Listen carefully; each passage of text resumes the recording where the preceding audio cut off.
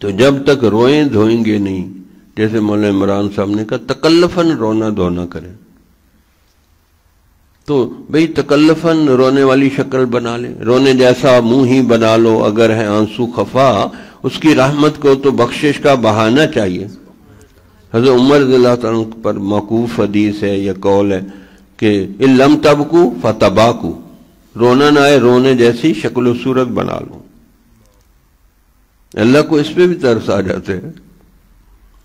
اب دیکھو بھئی اگر رونے جیسی شکل و صورت بنا کے دعا مانگ لیں، گناہوں کی معافی مانگ لیں اور بخشش ہو جائے، تو یہ سستا سودا ہے یا جہنم میں جوتے کھا کے وہاں روئیں دھوئیں گے، وہاں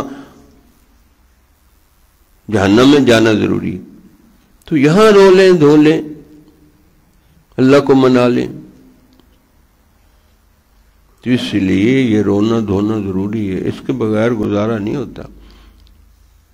اسی کشمکش میں گزری میری زندگی کی راتیں، کبھی سوز و ساز رومی، کبھی پیچ و تاب راضی۔ تو یہ تکبر کا الٹ ہے، عاجزی انکساری بندگی اور آہو زاری۔ وہ ام الخبائث ہے تکبر، اور یہ ام الحسنات ہے۔ وہ ام الامراض ہے، یہ ام الحسنات ہے، عاجزی انکساری بندگی آہو زاری۔ یہ ہر دعا میں مانگنا چاہیے کہ یا اللہ مجھے بندگی عاجزی انکساری بندگی اور آہو زاری عطا فرما، ہر دعا میں مانگے، پھر ملے گی، ایسے نہیں ملے گی، پھر آپ بندے بنیں گے۔ تو اللہ سے دعا ہے کہ اللہ تعالی ہم سب کو یہ عاجزی انکساری عطا فرما۔ کس سے مانگے کہاں جائیں، کس سے کہیں